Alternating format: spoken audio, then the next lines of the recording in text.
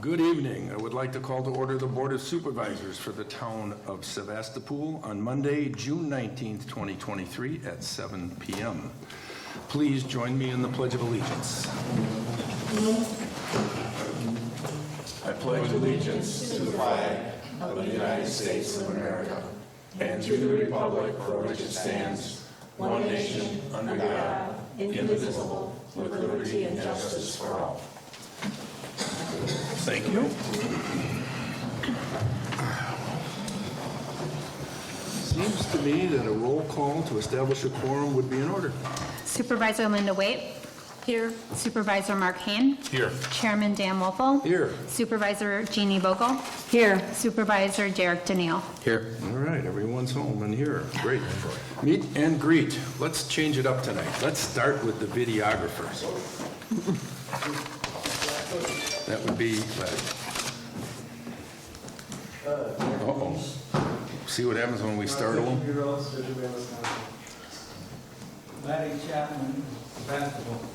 All right, from there, we'll start with you then. Good evening, I'm Hugh Zettel, District 14 Supervisor, 3986 Glidden Drive. Dale Vogel, Sevastopol. Dan Porter, Sevastopol. Neil? Neil Zachariason, 4471 Glidden Drive. Craig Nellis, Sevastopol. Carrie Nellis, Sevastopol. I'm anonymous. In that case, since I can't see you, you will not be here. That's All right. It's a mask. COVID. All right, public participation on agenda items. Anyone having something they would like to talk about for a moment or two? Yes, sir? I have no idea who you are. Well, that's okay, because from what I understand, anonymous submissions are accepted in this realm. So I take it that you're Mr. Brewery? I take it that I'm known by many names. Nuisance is one of them. No, the shoe fits, wear it, but go ahead. So, likewise, takes one to know one, right? So I was wondering if there's an ordinance against people submitting anonymous complaints. Do you enforce on anonymous complaints? Can't answer that question. Next. That's it? All right, thank you. Motion, we need to adopt the agenda. All The agenda was properly noticed. right, motion to adopt. I'll move to adopt the agenda as noticed. All right. Second. Second. Motion by Linda, second by Jean. All those in favor signify by saying aye. Aye. Opposed? Motion to adopt is passed. Approval of the minutes from the Board of Supervisors meeting from May 15th. Also the initial Board of Review minutes and the road tour minutes. They're all in your packet. The Board of Review was from May 15th. The road tour was on Friday, May 19th. Motion to approve and put those on file would be appropriate. I'll make a motion to approve all three board minutes from me. Motion by Derek, second by? Second. Second by Mark. All those in favor signify by saying aye. Aye. Opposed? Motion carried. All right. Pending business, audio visual update. I don't know who's got that. If Jeannie does? Well, I think Laddie does? Laddie wants to speak to it. The Okay. committee met, so go ahead, Laddie.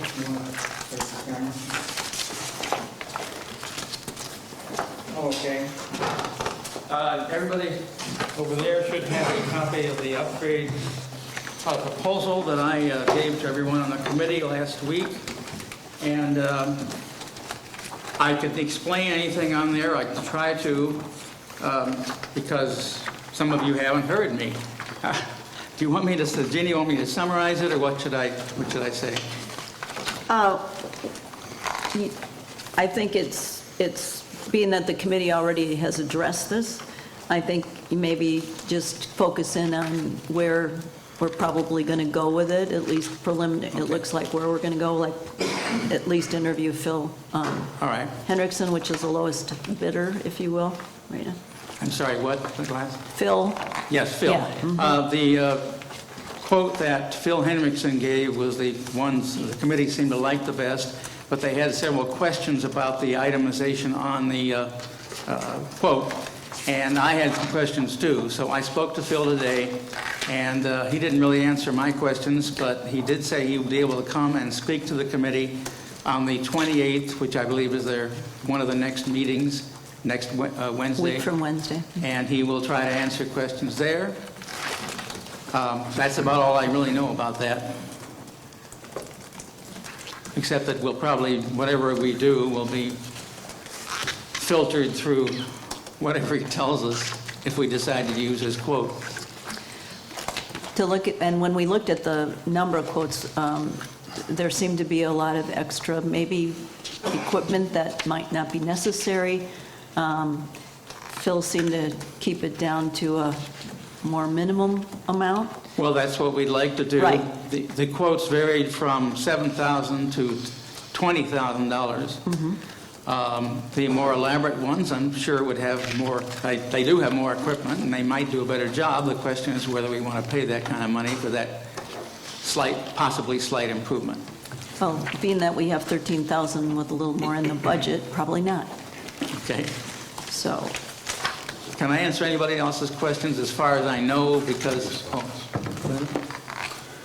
Is there, go ahead. Go ahead.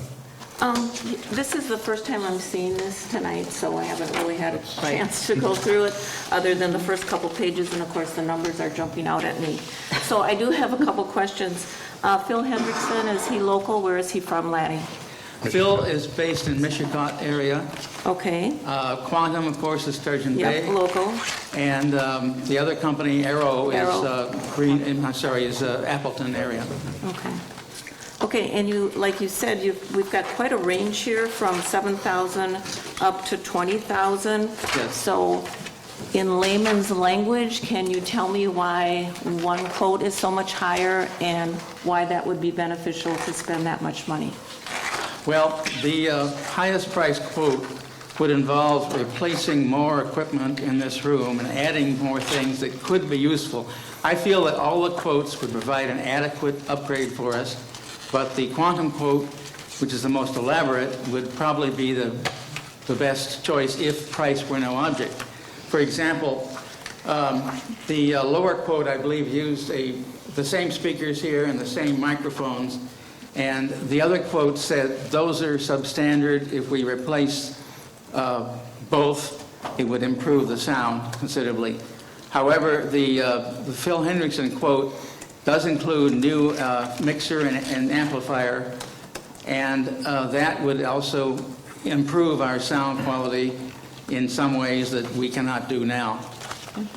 In fact, the one on the Phil has an equalizer as part of his proposal, and what that does is it divides the entire frequency spectrum into bands, and you listen to the person installing this will listen to the room and decide which bands are accidentally emphasized and which ones are accidentally attenuated due to the acoustics of the room. No room is perfect. And then the acoustic could be adjusted to make it easier for people to hear and sound better overall. And under the quantum quote, they say microphones with XLR connections. What is that? That's just a plug. Right now we have microphones that are hardwired into the mixer, and that makes it nearly impossible to replace one with another without serious rewiring it. The XLR are the standard connectors for most professional microphones these days. And if we had to swap a microphone or we had to plug something into the new system, it would be a lot easier just to be able to plug it rather than having to wire it and solder it and cut the wires and all that stuff. All the proposals would allow for us to add microphones if we wanted either fixed or wireless. It would also allow for anybody that was using this room to bring in some kind of a sound equipment like an iPad or an iPhone and plug it directly into our PA system, be able to hear it out of the speakers. This could be nice for people who use the room. Right now we have no way, well, we have a way of doing it, but it involves calling me and I have to rig up something. But it would be relatively simple.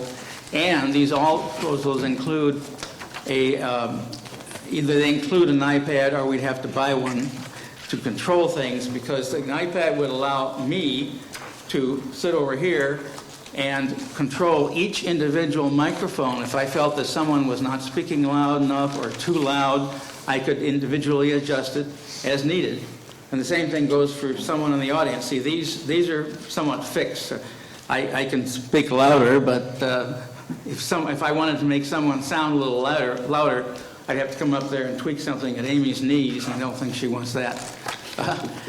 Anyway, the new systems would involve using an iPad to control each individual mic as well as the overall level. I just want to also interject on the quantum quote, the one thing that was not actually listed on there. The idea that we brought to them, we wanted an iPad wireless way of doing it. They do not have an option for wireless for an iPad.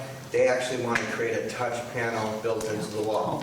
So to me, for being way too overly priced for a lot of stuff, they're not actually matching what we really need, as well as some of the things that they want us to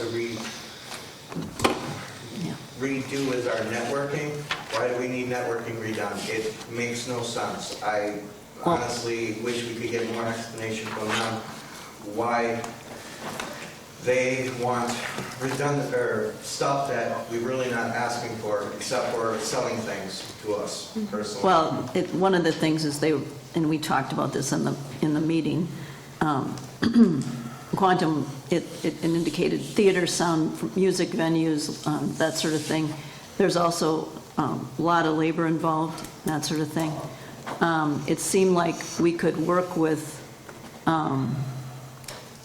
Hendrickson and not even adding some things that Laddie and Derek would like to see would probably still keep the number down, even adding some new speakers or whatever. We're still not anywhere near spending, even $14,000. Yes, we might want to tweak any one of these quotes to some degree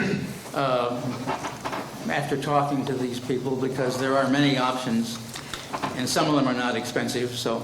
And the other thing that I've heard from Derek and Laddie many times was that they wanted to get rid of all the cords and all that thing, and they would like to have more of a portable, what did you call it, a portable Rack. Cart. cart, Rack. Jeannie, I need to talk to you about that before going any further, but Okay. that would be the ultimate yes. And then they would put something into the wall, and that would, in order to engage Is that all the in works. this? Is that in this quote? Because I don't see that. No, it is not. And so that Okay. was part of the discussion, because that seemed to be one of the major things I've heard about a lot. Yes. It also would involve much less setup time for them, so if they had something that they wheeled in and out, if we can possibly go there, we'll see, but that's one of the things we were exploring. So this is just beginning stages, I'd say. So you're thinking a rack to house the equipment, and then, I'm sorry, maybe I misstated. There was in some of the quotes an electrical box behind where Yeah. you're sitting. That's not in here, but could be. Let me Or answer is it that. not a? It's a wall plate, yeah. Let me answer that. We're talking about two different things here. Right. The wall plate would be the nearest description of a way of getting signals from over there where the amplifier will be Right. to over here without running cables, and getting from here into the cable room Yeah, I without understand. running all the way around that way. Right. It would reduce the cables. It would simply be a feed-through type arrangement. Right. Yes, I think all the proposals did include that part.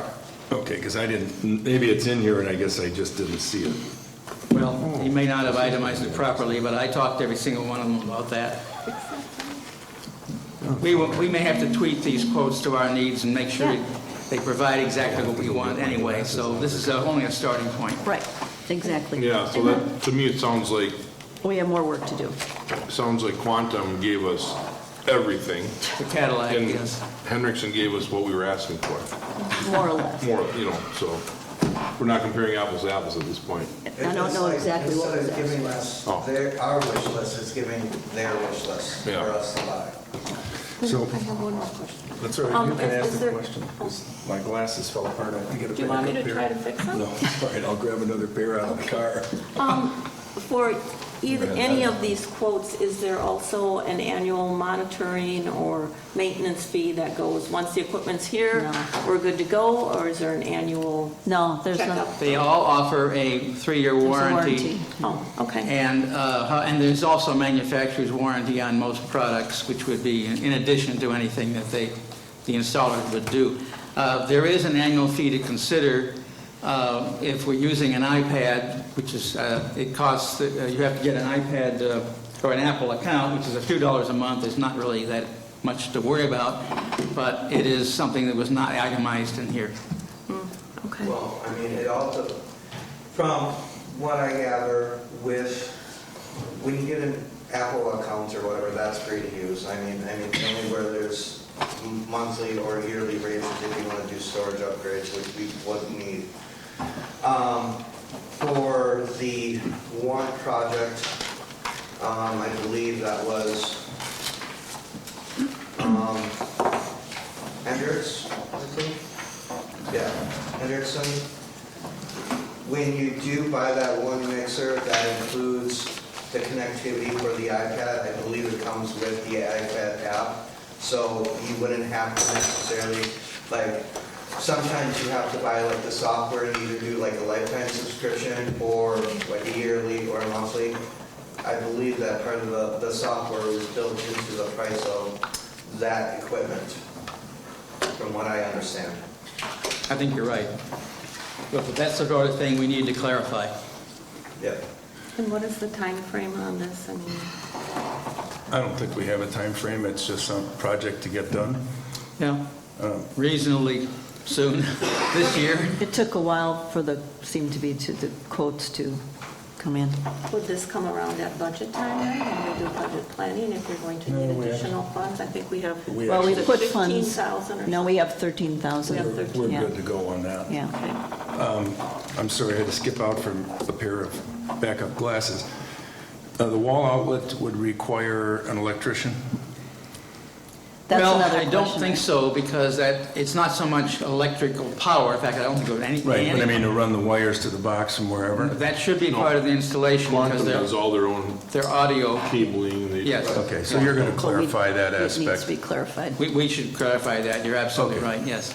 The other There thing- is no electrical, that is, there's no power being, or serious power like AC power being Yeah, no, I understand messed that. with. I just don't know with these walls, and however, if he's prepared to run them, that's fine, but we just need to clarify that. One of the quotes actually said, if there's electrician Right. required, then it's going to be an Yeah. additional expense. So, yeah, there's a lot of things that we need to clarify. And I think the biggest thing is we had a long discussion about what was needed, right? And Right. Derek had an opinion and Laddie had an opinion. So the committee kind of said, okay, well, I kind of did. So I circled some things on it and I said, okay, so this is really needed and this is really needed, this is really needed. So we'll discuss that when we meet with him. And I think the committee will have a better idea then on what the scope really is and what's really needed, because we don't need theater sound. Right. For, for a music venue, so, let's go with whatever provides us with the best update. I would say, though, a couple things from my perspective. Can we add multiple mics? So could there be 4 mics in this room, and that would be supported by that system? All these systems would allow for additional mics as needed, whatever we need. They could be wired, or they could be wireless like these if we needed more. Okay. We The would other thing is, I think we should include, right out of the box, a couple of lapel mics. Lapel mics, okay. Well, I you're mean, thinking. we have situations where people come in to present that we know are going to present, and they're Yeah. fiddling around with a microphone. We should give them that right up front, so that when their Do they portion comes. do lapel or they do like the head? Well, I don't Whichever, care, whatever, something portable like something that works for them. Dan, there so are they're not- several choices along those lines, but yes, we need something like that to offer to people, yes. I made Yeah. a note. In any case, those are all wireless. For example, I have a kit here that allows you to have this kind of mic, or a lapel, or a headset, and it's the same Yeah, transmitter. Makes a same difference to me, receiver. just something that gives someone that's coming in to do a presentation, they know that we can hear them, they're not having to Yes. follow around, and so I would make sure we include that.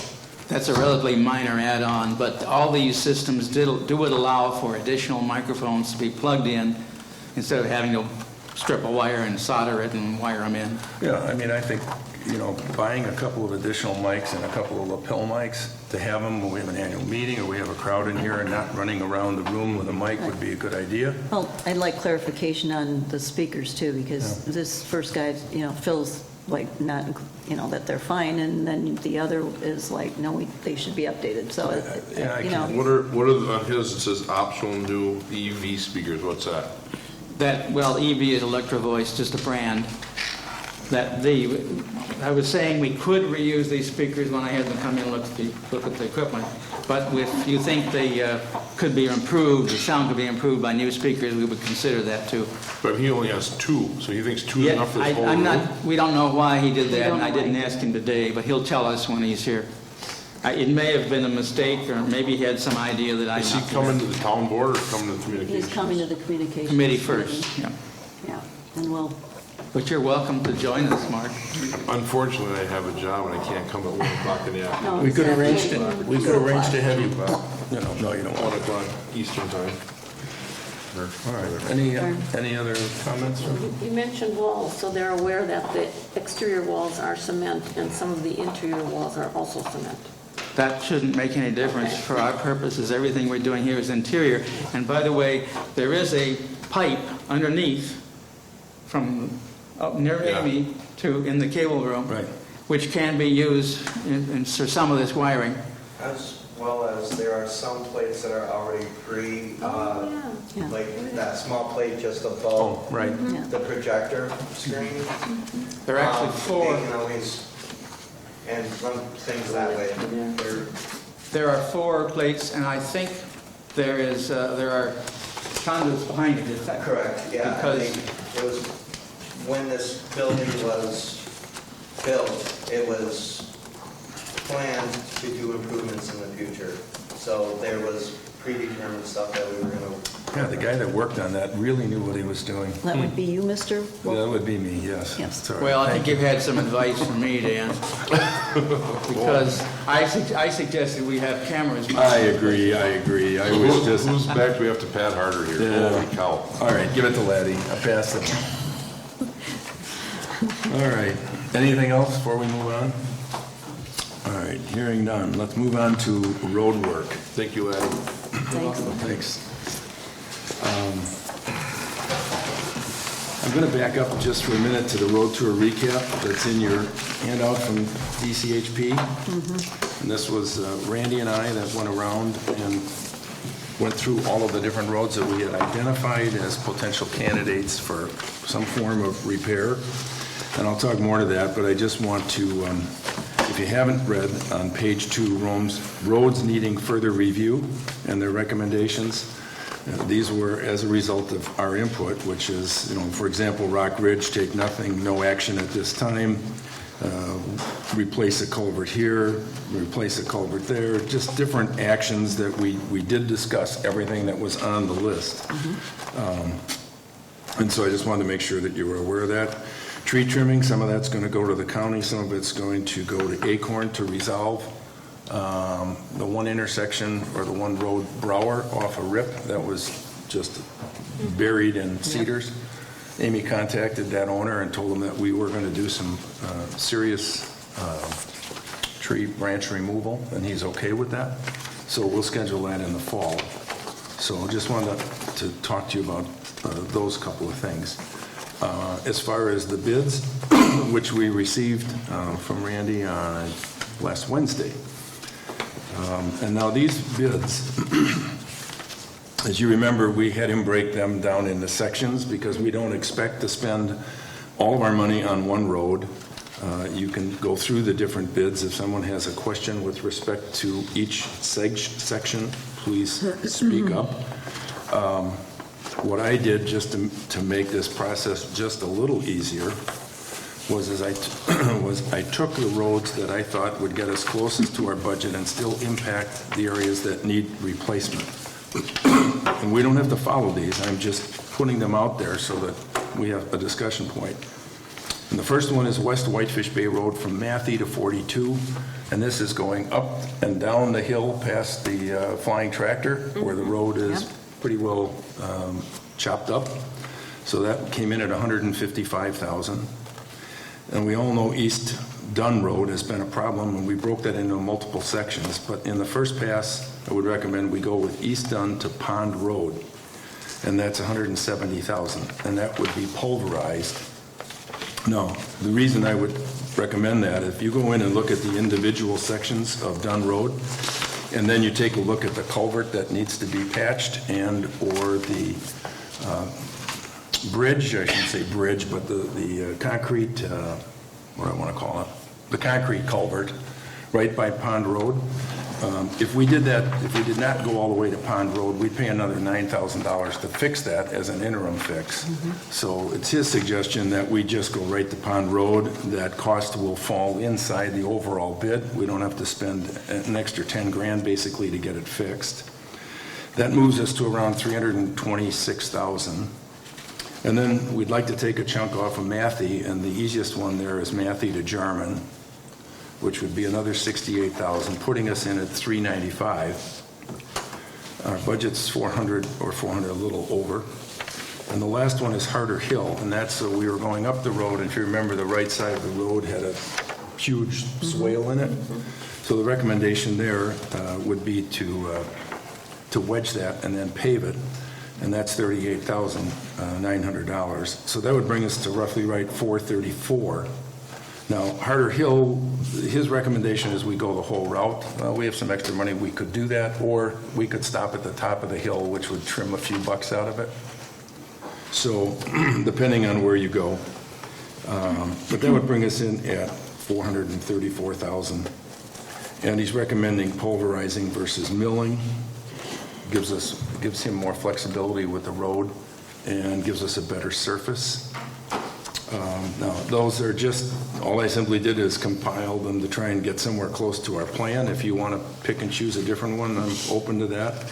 Feel free. In addition, before I conclude, in addition, there are 3 culverts that need to be replaced. North Brower is $18,000. Now, we have a budget for road repairs and maintenance, so this would fall under that category. Town Line, replace a 24 with a 36. This is right near Dale Wiegand's property.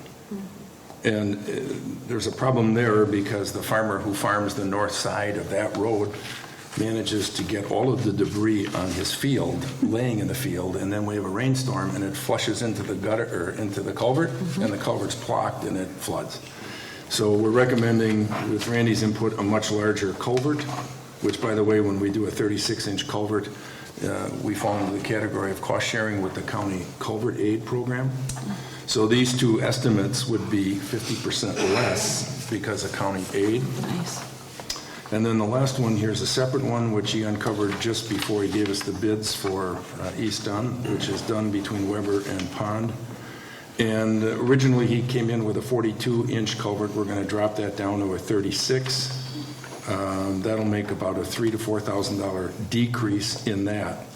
So that should take it down to maybe $9,000 on that project and still provide good drainage.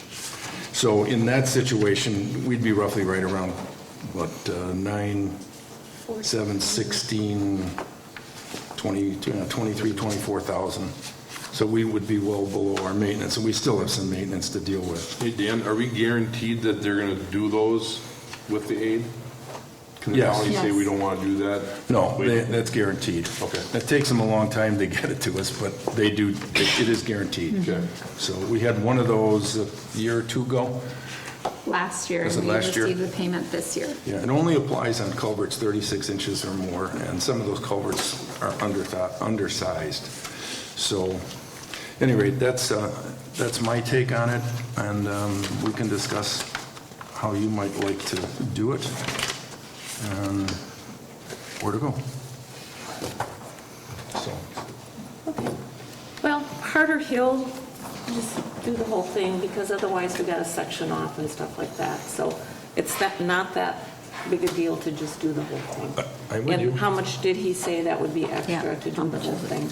The whole thing is in the quote. It's the It's 30, it's the 38.9. 39. Oh, that yeah, is? roughly. Then I would Correct. say, Yeah, it puts us that's over, it. but traditionally, the county's been a little high, so I'm kind of anticipating we're going to fall right in line.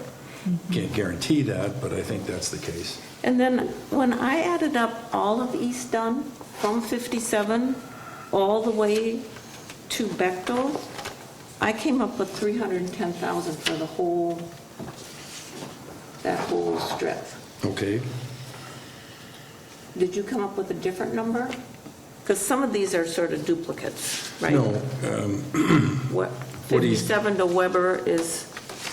what he's giving you and is, different, one you know, is pulverized pulverizing and one is milling. And Right, that's yeah, the I reason you, understand that. yep, that's the Yeah, reason you have but- two different Yeah, prices. but I came up with 310 for all of East Dunn, and if you did Harder Hill, let's just say 40,000, that's 350,000. We were way under budget last year, but Correct. we're already over budget in snow removal. That's all in the same category. But we're not. There's 41,000 that is allocated to December 2022. Oh, okay. So we need to take that 41,000 out, and I believe right now it's 127,000. So we're roughly 20,000 short. Okay. So we still have 20,000 left in that budget. Okay. Well, I don't think we should, I mean, just my spin, I don't think we should do all of East, or all of Dunn Road right away. I think we should try and spread it around to some of the roads that also need it. West And- White, yeah, West Whitefish West- Bay West- definitely needs it. Right, and we've passed on that a couple of years, Yep. just trying to patch it. So I think that's a go, and then after that, I don't have a preference. So, So West Whitefish Bay from 42 to Matthew, you were saying? Yes. At 155. correct. And then, which part of East Dunn? East Dunn, the pond, which would encompass the culverts and the bridge repair. So from 57 all the way to Pond. Correct. And that was a total of, 176.79. and Harder Hill at, let's just say 40,000. Correct. 38.9, that's pretty close. That was 156. 12, 362, I think that's what you said, right? I came up with 434 because you didn't include Clark from Oh. Matthew to Jarman. Okay, So I came up with 434 if I'm correct. just Matthew to Jarman, not Correct. 42. Yeah, that turns into be too big a chunk. Okay. And we can put that on carryover into the next section next year for both Dunn and Clark and try and get that.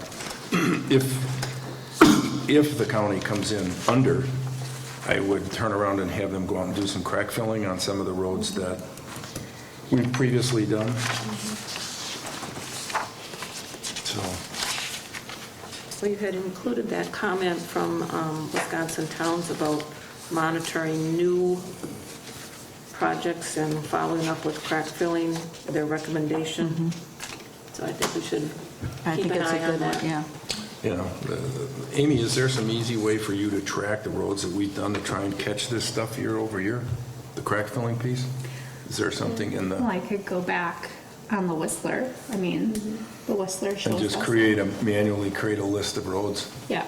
Okay. And you could look for just look for number 10, because that would be a brand Correct. new road, and Yeah. that would Right. be easy enough to do. Because all indications are the state does this automatically after 3 roads. Everybody's pretty much saying the same thing. If we catch it early enough, then the water doesn't get in, we don't have the freeze-thaw cycles, and we can maybe save a road. So where are the rest of you with this? Mark, Jeannie, Derek, what do you want? Sounds reasonable. Yes. My only question is Whitefish Bay Road Okay. from Matthew to Country View. Oh, going east. It's, all the cracks are filling with grass, so, What are we gonna do? I mean, are we gonna spray Roundup this year? There's nothing wrong with that, as long as you're not the person having to spray it, I understand.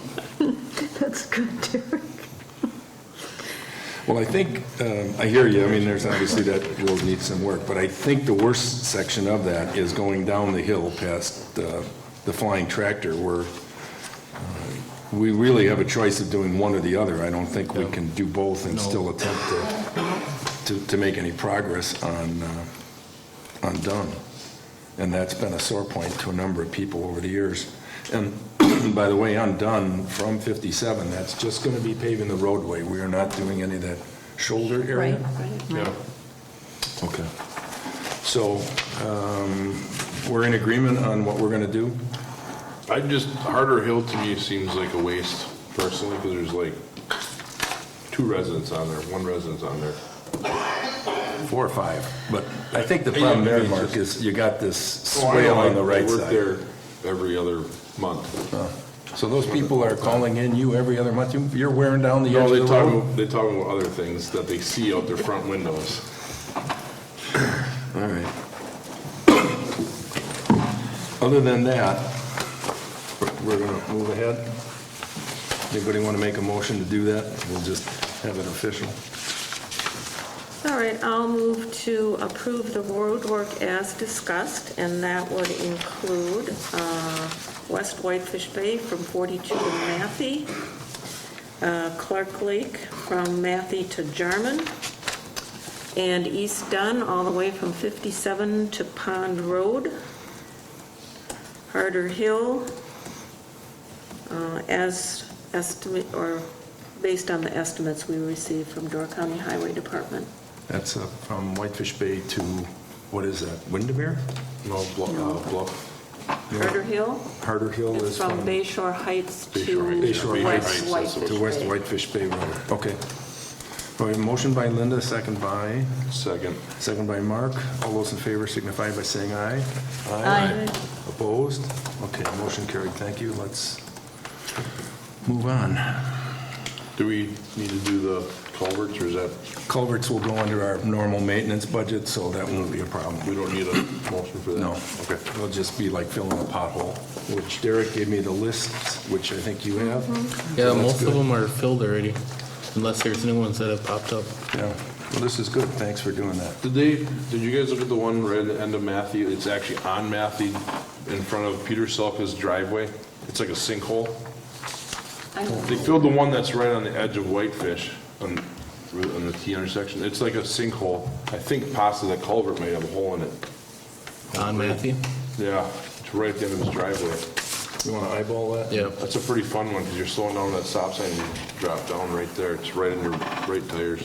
We had one of those on Jarman, or right near Clark Lake before, sinkhole. Okay.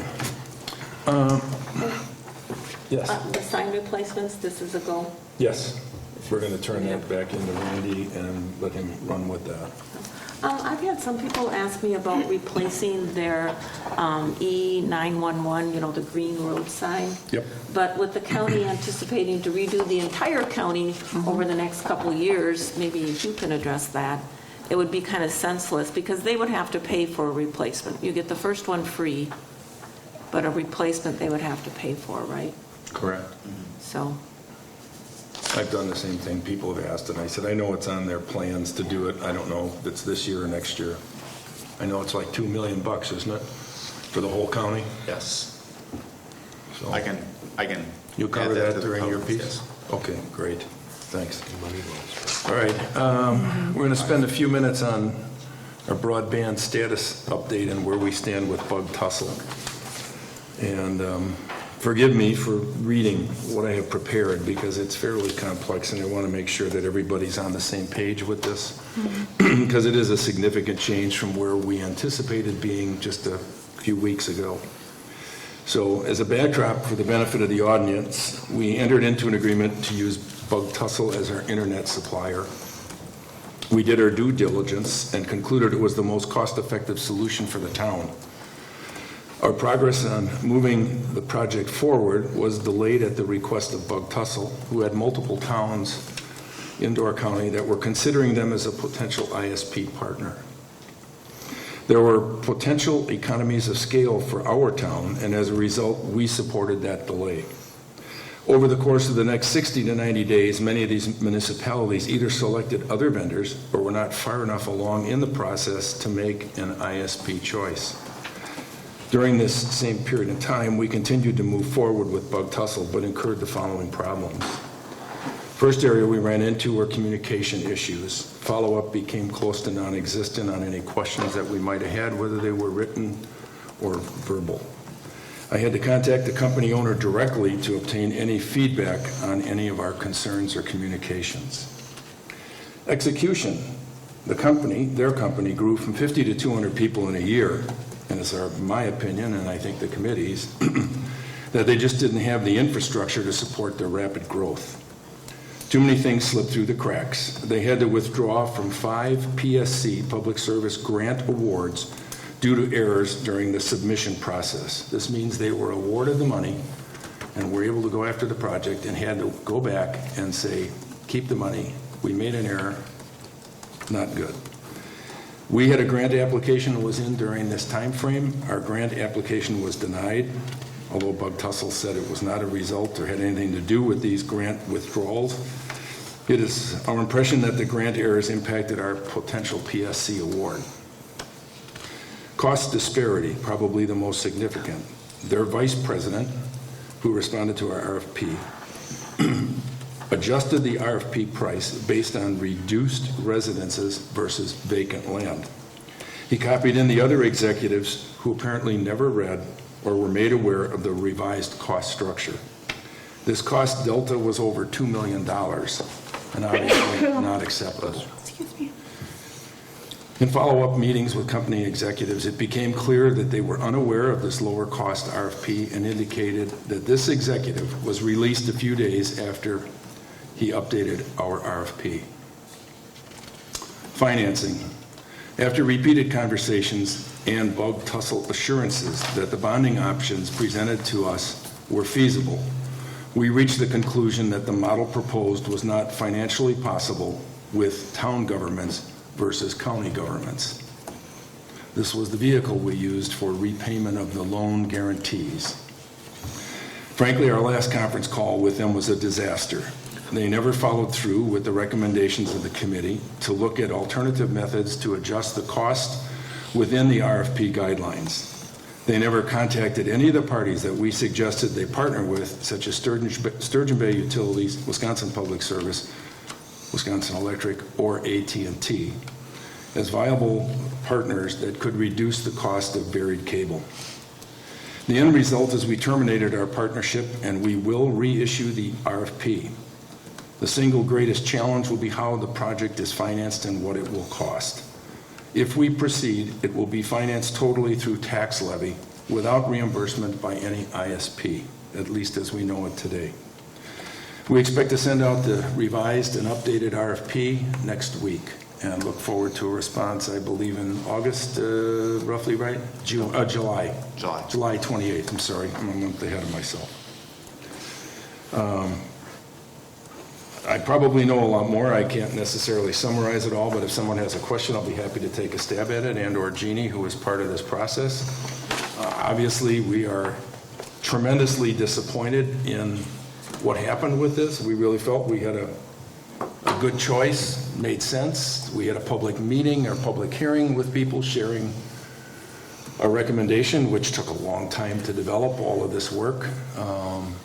And so we're sorry for everyone because I know it impacts the availability of broadband for a lot in our community, but we're going to go back at it and try and resolve this with a vendor that will move ahead. So, any questions from the board? And then if anyone has some in the audience. So a couple municipalities out there are in the process of laying their fiber optic or trenching or opening RFPs. with a couple different vendors. Would it be wise or to our benefit to wait and see how those municipalities, is there cooperation among the vendor and, what those RFPs say, and can we relate to that? Like I said, could it be to our benefit to just kind of hold off? Let for a me bit? address that if I could. So, and I had made some notes,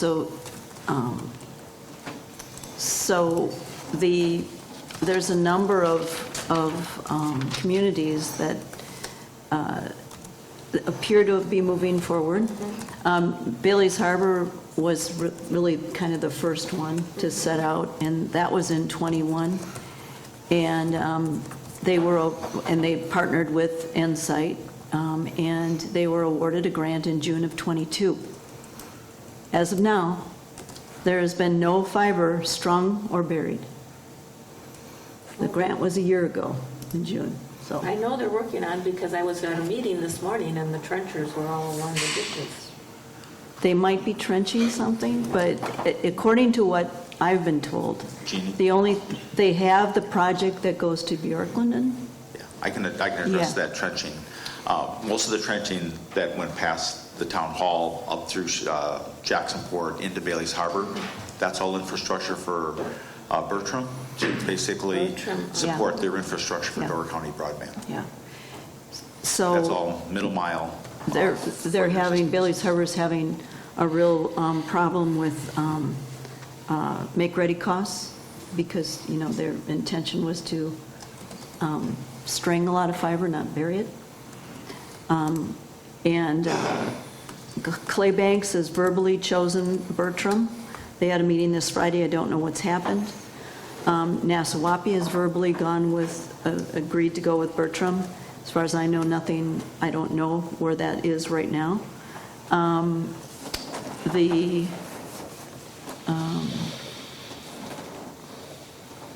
Bug F, which is the Brussels, Union, Gardner, Forestville, they issued their RFP with, I think, the hopes of a decision in September.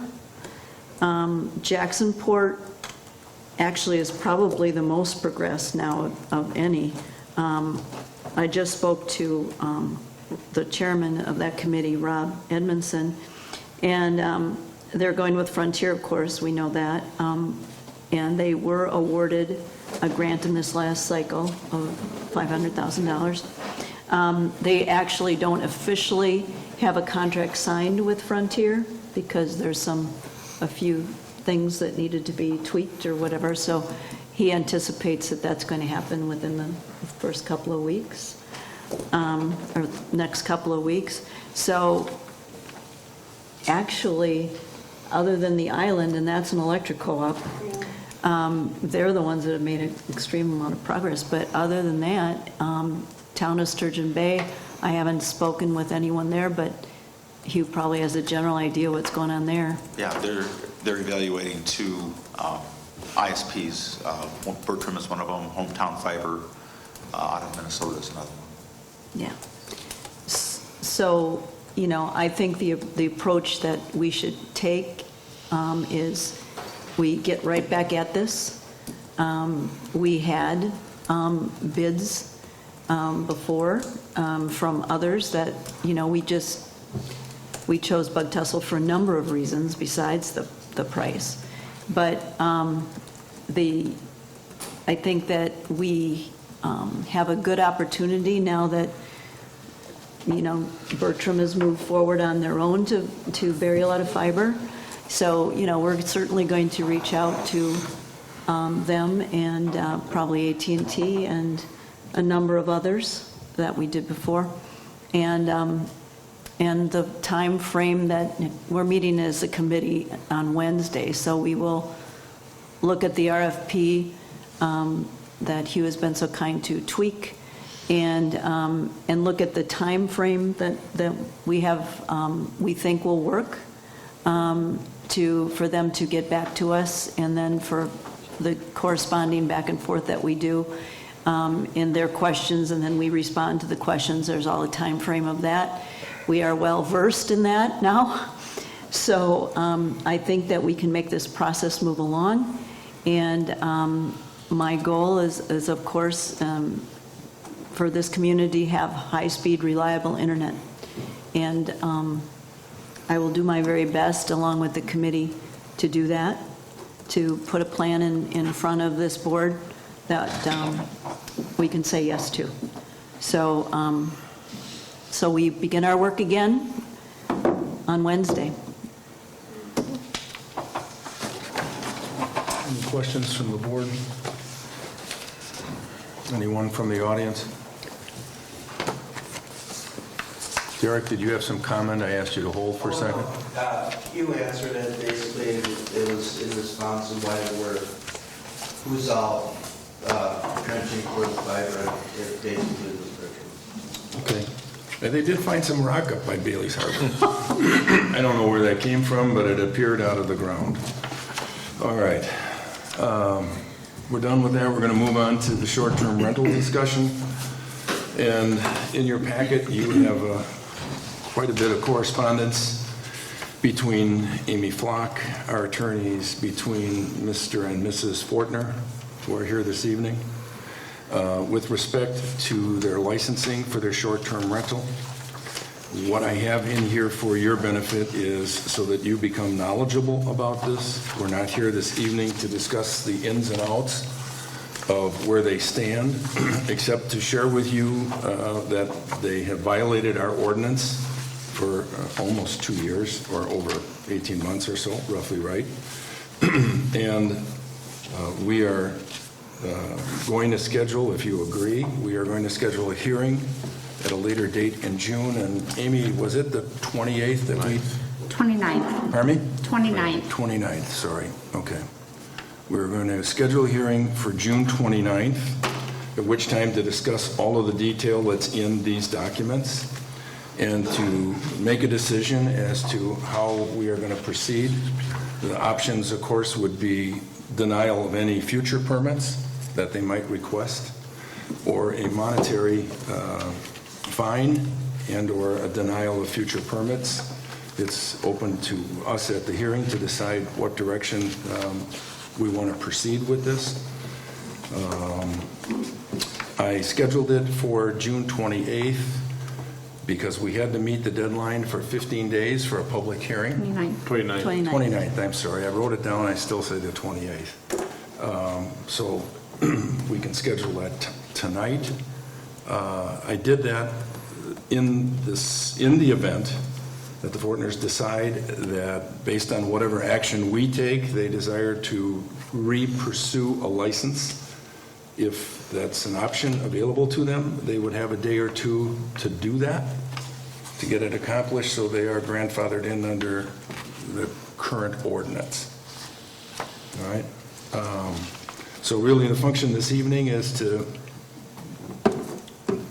set a date, other than what I have on the books, of June 29th at a time for a public hearing, at which time we'll discuss all the nuances of the information you have in your hands this evening.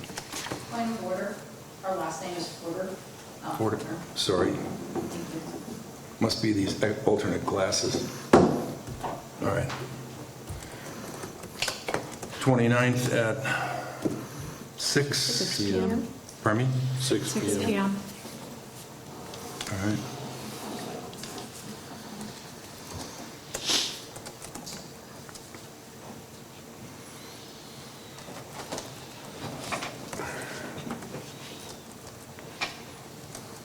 Okay. If you're available that evening, you're welcome to participate. We thought that we were going to be able to discuss that tonight, which was why we came here from out of the country. And then we made travel arrangements prior to having the date, because we were led to believe that we'd be able to address this tonight. Well, we don't want to have a public hearing on it. I will give you a couple minutes to just very quickly summarize your position, and we will not have a back and forth on it. That's fine. Do you want us to sit at the microphone or just? Whatever. Can you hear me okay? Could you hand me the mic? Can you bring a microphone over to you? I can move up to the. Fine. Whatever you prefer. If that's easier. It doesn't matter. Well, I appreciate that because we are working in Canada for a few years. Not my plan, but that's the way the life takes you. So I just wanted to say a few things. Really, appreciate the communication from Amy. For my wife and I think fundamentally for the board, we had no intention to violate the ordinance. And we've been away for a few years in Canada. It's been 4.5 years. I've got a 4-year anniversary in my company just a few days ago. So when this started, we were not getting mail. So the mail I know there were letters sent to the House about hearings and questions and the ordinance. We did not receive it. So there was a gap in communication. And part of that's our fault, to be honestly. We had, over the years, we didn't receive any mail at the House that was really needed. And so initially when we moved to Canada, we forwarded our mail, but then we stopped after 6 months. So there's a bit of a gap on our end. And so by the time we caught up with this, obviously things had changed and the ordinance was approved. Things had been in play for a while. So it was a bit of a catch-up for us. Also, Lundquist was our property manager, and we rented the house, I think, for 4 seasons maybe. And Lundquist, when we first started renting, they guided us through the process to get a license, water testing, and so forth. And we assumed that they would keep records, and if there's something we needed for that season or for the next year, they would notify us. I guess that's my mistake. They didn't do any of that. So they listed the property and took a handsome commission.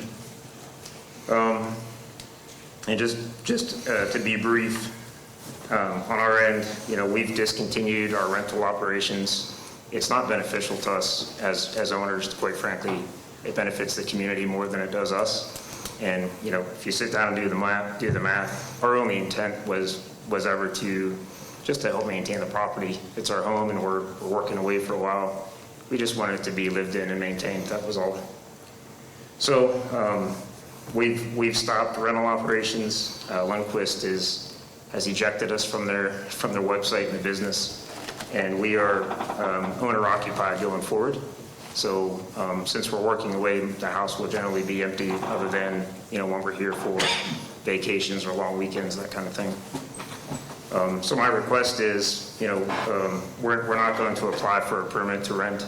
We're going to leave the house empty going forward and just maintain it ourselves.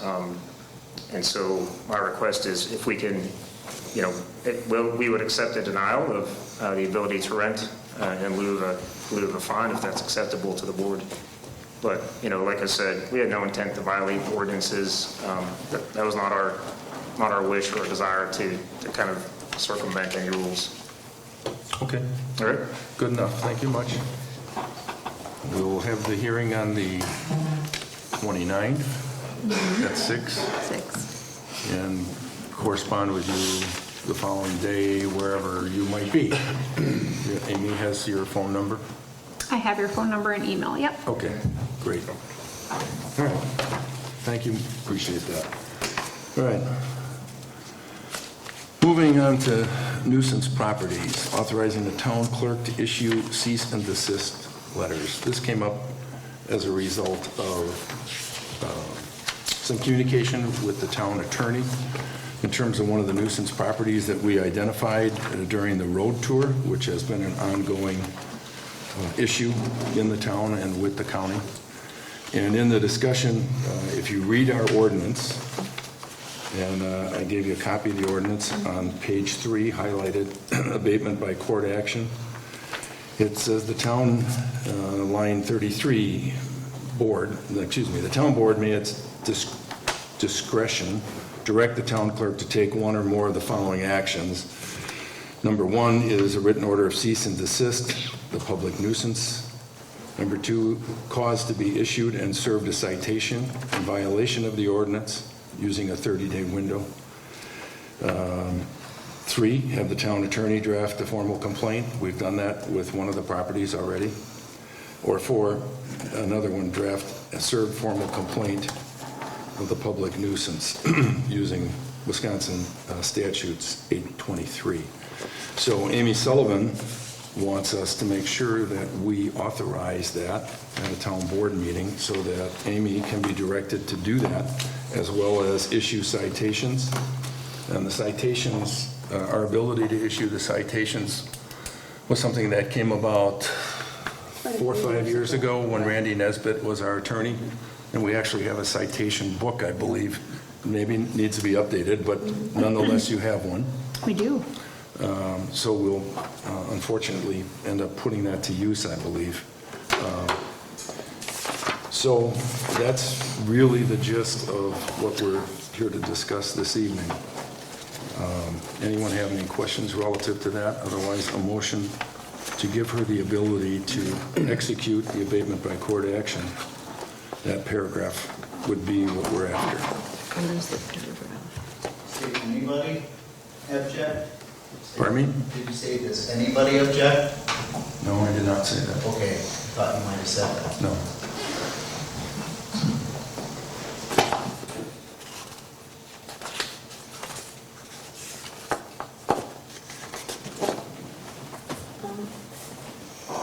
So these will be properties identified By us. by us. Properties that we may have visited on the road tour, or properties that have been perennial problems, i.e. the Brandt property, the Rushi property are two of them that we are well familiar with. Years. So we would take the appropriate action with those and any others that we deem need to be addressed. And this would give her the ability to do that. We may still use the attorney as the first step, depending on the level. Obviously, Brandt will fall into that category. So,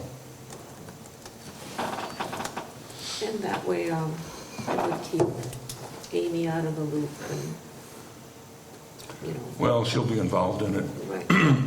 The correspondence would be coming from our attorney, so that, Not all. oh, not all? No. Okay.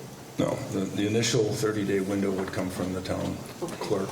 All right. And then if we decided to raise that beyond that, typically they would have a 30-day window to respond, and then you would take the appropriate action either through a citation or we'd engage the attorney, depending what's up. In the case of a couple of them, we already know that no matter what action we take as a town board, nothing's going to happen, so the attorney's going to pursue that directly for us, and so we won't put her in the position of spinning her wheels. So,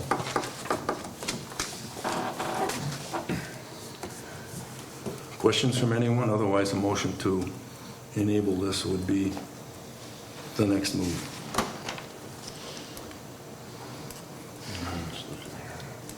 Well, we do have the ordinance, so that is, well, Yep. I agree.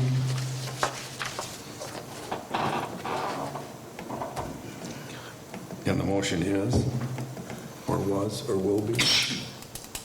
We don't make a motion, we don't do anything.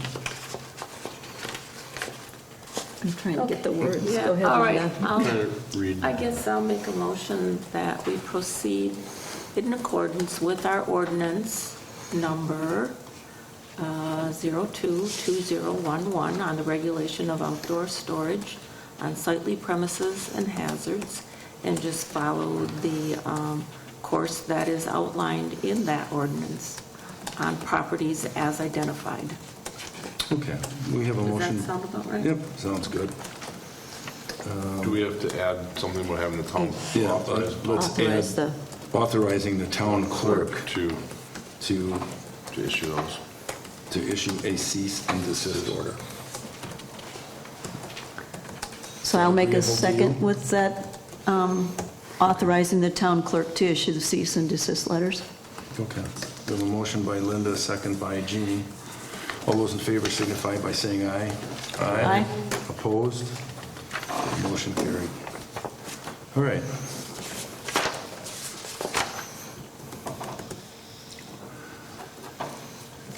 Introduction of resolution number 2023-02, a resolution approving the discontinuance of East Martin Road in the town pursuant to Wisconsin State Statute, Section 66.1003. This one's a little different. As you know, East Martin Road is a gravel rock road that runs between two orchards owned by Jim Sequist. The road is literally unpassable. We have taken numerous attempts at grading it, but the gravel disappears. The rock base, the limestone base is right at the surface. So we are proposing that we vacate that property, return the property to Jim Sequist. It'll become a private road. As an initial step to this action, we paved Choice Lane last year, so that people who had been using Choice Lane, which was gravel, it's now paved. So we've had no concerns from anyone with respect to that. It's solved their shortcut needs. And the introduction of this resolution is the first step in the process. It's not passing the resolution, but it's the introduction of the resolution that we will implement 40 days out or more from now. And the steps that we have to take are the notification of the owner, obviously, that's Jim, that Sequist, that we're abandoning this. And I've talked to him on a couple of different occasions, as well as his, one of his staff. We will publish this in the paper 3 times, and we will have a very brief hearing before the next meeting once we meet the 40-day window. So we'll have like a 15-minute hearing. I don't anticipate We any. can have it at the next, if the next board meeting meets the requirements of the 40 days, we can have it at the next board meeting. Okay, so that will work. Yep. So at the next board meeting, we would approve this, have a brief 10, 15-minute hearing. I don't believe Mr. Sequist will attend, and that will put this into action. The land will be put back in his name, and we've worked with the county to make this happen, as well as Amy Sullivan. So there's really no action to take tonight other than an FYI, and see you next month. We do need just a motion to continue with the process. Oh, okay. So we need a motion to continue with the process. You should know that. Right. You've abandoned a lot of roads. Well, a few, not a lot. That's true. but- All right. Motion to continue the process will be made by, I'll make them, go go ahead. ahead. ooh, Go ahead, Mark. I'll make the motion to continue the process of introduction of the resolution 2023-02. perfect. Second? Motion by Mark, second by Derek for the resolution 2023-2, discontinuance of East Martin Road. All those in favor signify by saying aye. Aye. Opposed? Okay, see you next month. Thank you. All right. So, looking at our financial reports, which you all have a copy of, you have the account balances, budget versus actual, and the transaction by date reports as part of your packet. Amy, do you have anything that you'd like to add? The town has paid its third quarter fire dues to the city of Sturgeon Bay, and the second half of taxes are due by July 31st. That's it. Okay. Anyone have any questions of Amy with respect to the financial reports? Hearing none, a motion to approve would be in order. I'll make a motion to approve the treasurer's report And financials. and financials. Okay. Yes, sir. Motion by Mark, second by, I'll second. second by Jeannie. All those in favor signify by saying aye. Aye. All right, done. Approvals of vouchers, bills, and claims. Everybody had a chance to sign those? If there are no questions, I'll make a motion to approve the vouchers, bills, and claims for May 16th through June 19th. motion by Derek to approve the vouchers, bills, and claims, second by Linda. Any discussion? Hearing none. All those in favor signify by saying aye. Aye. Opposed? Carries. All right. Oral committee commission reports. You have in your packet the communications technology meeting from January 26th. That seems a long time ago, doesn't it? All right. That's the only one that's in there, so everybody gets a chance to read that. It's very brief, to the point, and a motion to approve. Put them on file.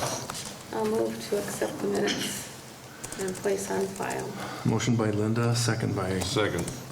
Mark to approve the Communications technology minutes from January 26th. All those in favor signify by saying aye. Aye. Opposed, carried, done. Anyone have any oral committee reports that they would like to make?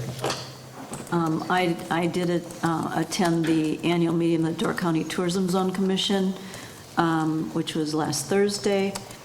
At year end for 2022, period of 2007 to 2022, the tourism zone has collected $71.9 million in room tax, distributed $47.9 million to Destination Door County, and $21.5 million to member municipalities. Occupancy is down from 2021 in this first quarter or so. It seemed to be the consensus that there's becoming a saturation of cottages and homes on the rental market. As of June 6, 23, there's 21 permits were issued since the last administrative report. Currently, there are 1,485 permits.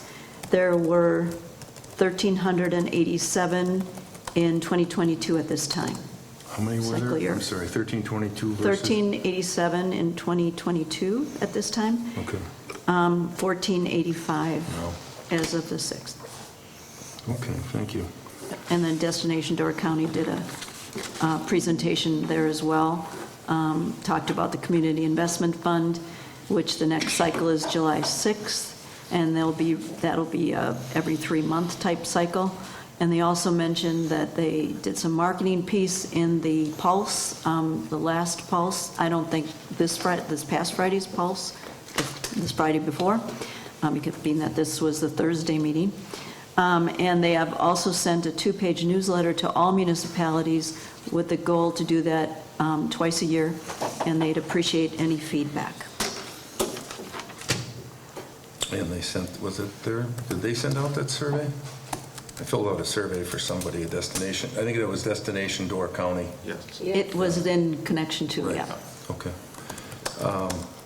Thank you, Jeannie. Yeah, you're welcome. Destination Sturgeon Bay, I attended their board meeting, I think it was 2 weeks ago.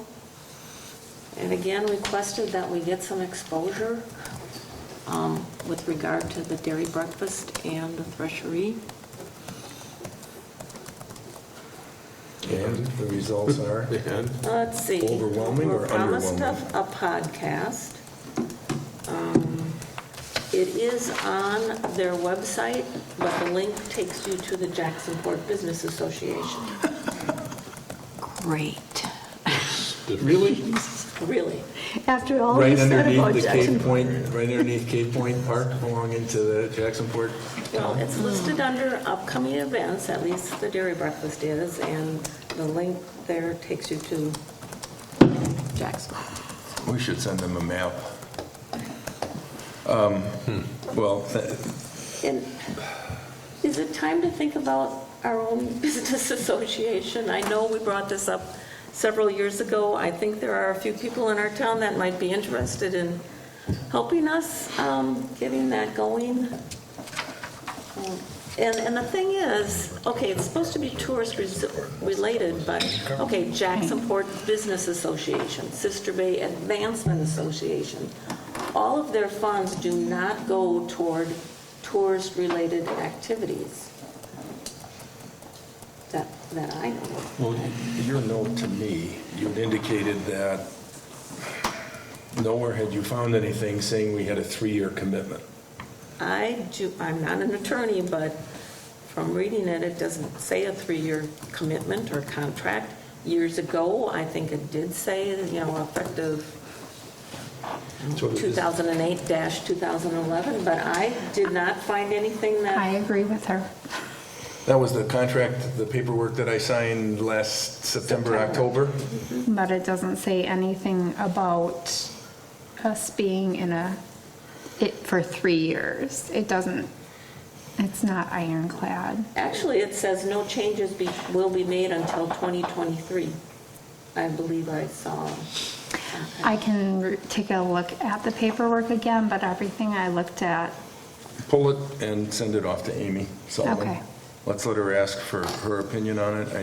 This is rather frustrating that they continue to move forward. I was going to say that they were supposed to be back every 3 months to share with us the momentum they have established in the town. And unless I'm mistaken, October, November, December, January, February, they're well past their 3-month window. Well, We were assured, or I was assured of that at the meeting as well, that they would be making quarterly reports. Amy, I know you chatted with me about this. Let's make a point of putting that back on the agenda next month, if nothing else. And also, I'd like to have, as long as I'm on a roll here, I'd like to have EMS. I'd like to have Ashley come back with your input and give us an update on where they stand with that, since that was another commitment that we haven't heard anything follow up on. So, and then by next month, we'll know an answer to your question, Linda, and where we could possibly track with this. And if there's somebody in the business community out there watching this and they have an interest in starting an advancement association in our town, please step forward and let us know. I see a hand raised. Yes? I would, but I would need help. I would think so. Well, look to your right.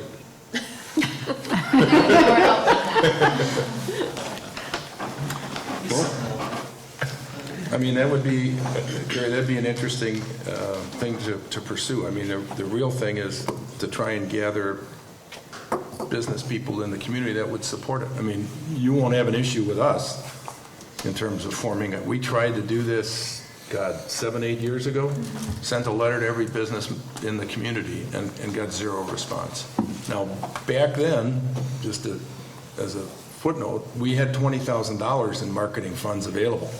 Now that's $75,000 to $80,000. So that may change the perspective of somebody in terms of what they think they could do to drive business development in our community. So. And we can split it up. It doesn't have to all go to one entity. We can split it up. Right, that's true too. So, yeah, if you're interested, feel free to take some best shots and we'll help you along. Okay.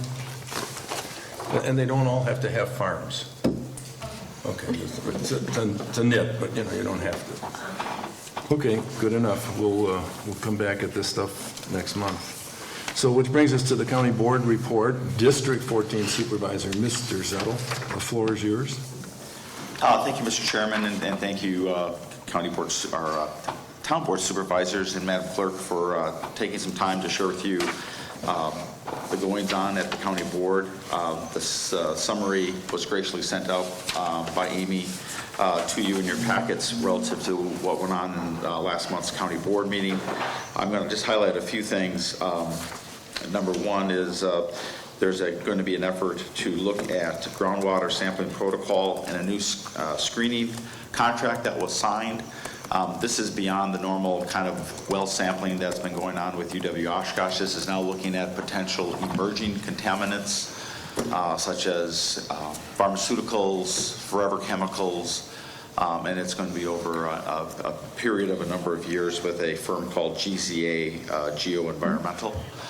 And it's the source of the funding for that is county ARPA dollars.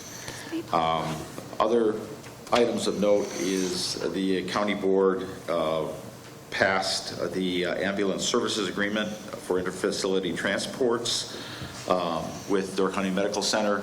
This basically helps, funds the county to staff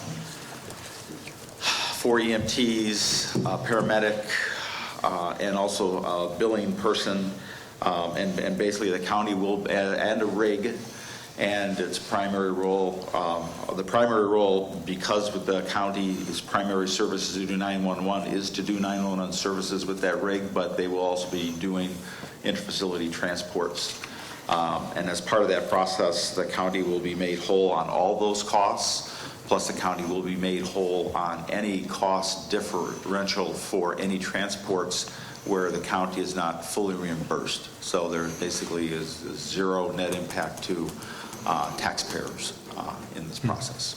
So they're in the process of staffing up for those roles right now.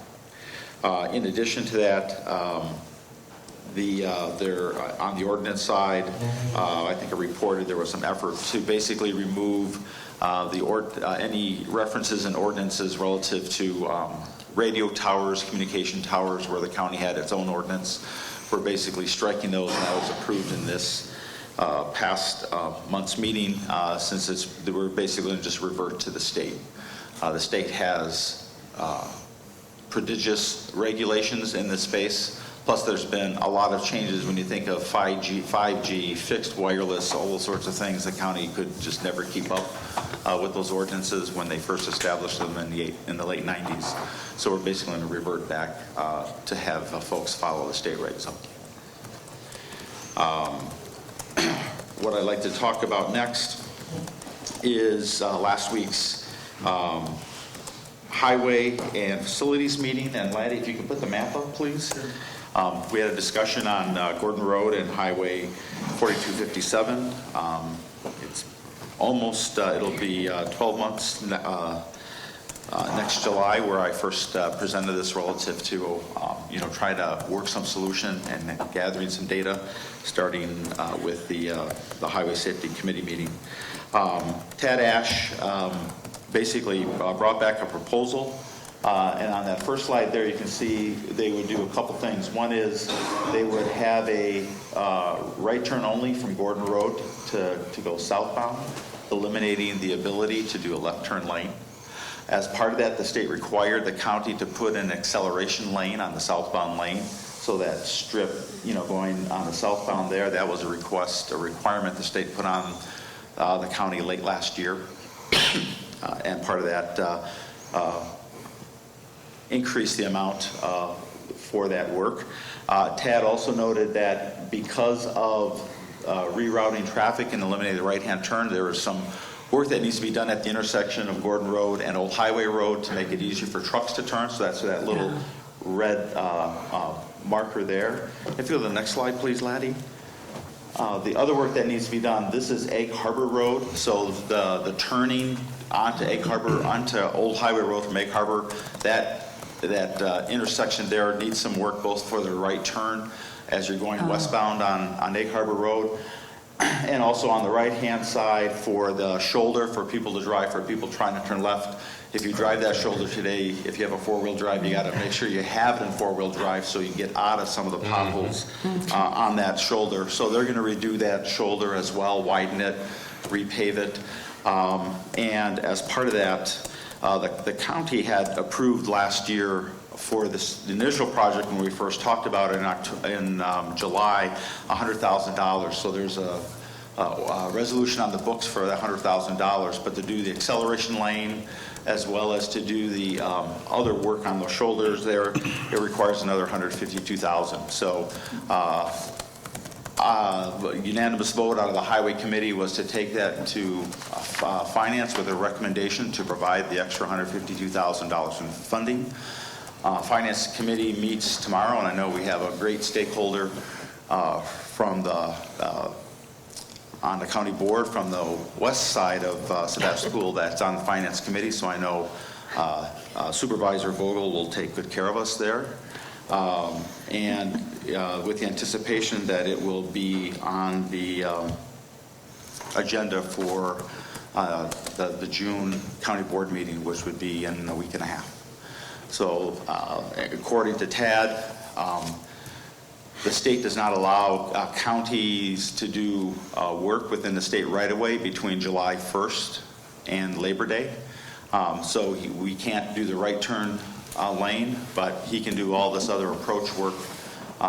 And I think Tad's intent, since he's been very persistent to try to fix this problem, is to try to get that work done ahead of time. And then once Labor Day rolls around, work on the right turn only work, as well as the signage, et cetera. So the total cost will be about $252,000. Probably the part that's going to be, have to be reworked is obviously when they do get the roundabout, installed, which is somewhere between 4 to 6 years from now. So that's, 2027 best case, 2029 probably likely, even though they want to go faster. DOT and going faster is, I don't think you can put that in a typical sentence formation. So I think this is a wise investment to help save lives and as well as reduce accidents at that intersection. So, I think some good news there, and we'll have some more probably coming out of the county board meeting in a week and a half.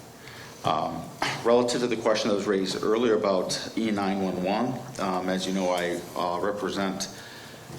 a representative on the Resource Planning Committee, of which this is, the addressing is part of that. We reviewed the updated E911 address manual. That's the precursor for putting out the final, or the RFP to get a bid on the project. So they've been working with a consultant to get that updated, update the numbering schema, how signs will be placed. They are likely going to go with signs colored blue, perpendicular to the road, except for in, I'll call it the urban areas. They have a different term, and I don't know what it is. I apologize. But basically, downtown Fish Creek, downtown Bailey's Harbor, where you can't put a sign perpendicular to the road, they will basically be, parallel to the road as they are today. So we're in the process of getting comments on that handbook with the various EMS, fire, and sheriff's stakeholders to see if there's any other comments. They're one of the primary movers to try to get these addresses updated and improve the signage. So we expect to have that to go to the county board for their approval in July. There was a goal to try to get one of the municipalities as a pilot to be done in the Southern Door area to see how things would work out. But since we're going to wait to get some feedback from the EMS safety community, it's up in the air whether or not they'll be able to get a pilot done yet this year. But there will be full implementation starting in 2024. So with that, I'd be happy to entertain any questions that you have. Anyone on the board have a question? You did the text amendments, that included solar farms too, correct? Yes. Good. All utilities, yeah. Or solar parks, I guess. The acceleration lane is using the state's right-of-way, so it doesn't present a problem in front of the gas station? My understanding that's all within the state right-of-way. So, they get the permit to do that, yes. And the two intersection improvements on Old Highway are going to be on the county's dime as their... Yes, that's all part of that additional $152,000. And when I first read that, I wondered whether they were going to come calling or not, and I thought, well, one never knows. They're still shower road. Right. Okay, great. So anyway, yeah. Hugh, do we know any kind of timeline from the Door County Child Development Center on their grand opening in relation to the construction projects? No, I do not know what the time frame is for that. I recall from the ribbon cutting, I thought it was in the fall of this year. Last fall. So are we going to, is that organization going to be opening the same time we're going to be falling right into a... That's a great question, Derek, and I will follow up with Tad on that from a timing perspective. Yes, thank you. Those days will be recess days, Derek. There'll be no kids there for the 3 days. But good catch. Could be their first day open and they can't get anybody in there, so. I'd hate to see, more traffic on a terrible intersection now that's being reconstructed. This recipe for disaster. Yeah. Yep. All right, moving on. You have a copy of the Door County inspections for the month. And you also have, and we will take action this evening on renewing the alcohol and beverage license. We have 11 of those people. And all have met all of their obligations to get their licenses renewed. They have. What a change from when Linda was the treasurer. That's all I can say. It was nip and tuck every time. Special meetings. All right. I had a soft heart back then. I don't. So, is there anything we need to do other than to approve these, Amy? All you have to do is approve. All right. Given that all we need to do is approve these alcohol and beverage licenses for these wonderful establishments, a motion would be in order. I'll move to approve the alcohol beverage license renewal applications as presented for the period July 1st, 2023 to June 30th, 2024. We have a motion on the floor from Linda. Second? Second by Jeannie. Any further discussion? If not, all those in favor signify by saying aye. Aye. Opposed? These people are in business. You can stop there tonight. Okay, good to go. Correspondence.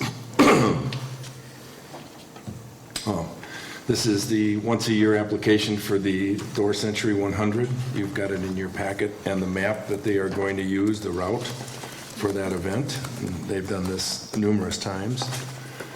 Notice of timber cutting with Algoma lumber. The March 2023 entries for short-term rentals for the month of May. And June in there as well. And the City of Sturgeon Bay Fire Department's monthly report. And just as an FYI, I've requested 2 or 3 weeks ago to meet with the Sturgeon Bay City Administrator, Josh, to discuss this renewal. Our contract is up in December. All I got back is a note that they'll circle back to me. I have not heard anything yet. And the fire chief is aware of it, so we'll see where that transpires. Just as an FYI, in this coming week's edition of the Door County Pulse, there will be an article on the town's tennis, pickleball, and basketball courts with some stuff that they contacted us, and it's going to be in Thursday's paper. Also, just as a reminder, the pickleball courts, there's a pickleball clinic being held there Saturday morning and Sunday morning. So there's a sign posted over there to use other courts if possible, so it doesn't interfere. And I guess the parking lots will be jammed because there's something rented here Saturday and Sunday, and the park is also hosting some events, right? I think the park is, right? Right near the baseball tournament. Okay. I have a note here, if my calendar's right, that says tomorrow's the anniversary of our town clerk treasurer. 7 years. 7 blissful years. Well, congratulations. It seemed like it was 30. No, Don't take it away from me. We're glad we have you. So thanks for Thank you. Yes, we are. thanks for staying with us. Okay, announcements. The Board of Review is Tuesday, June 27th from 1 to 3. If you're interested in attending, there is a form you need to identify that you're going to attend and fill it out prior to that. We will have a public hearing for Rana Ground on Thursday, June 29th at 6 p.m. The FFA Dairy Breakfast is Sunday, July 2nd. This will be on the Threshery Grounds on Country View Road. It goes from 6 a.m. to 11:30. And I think they'll have their usual assortment of miscellaneous things operating all over the Threshery. They all seem to have some stuff there.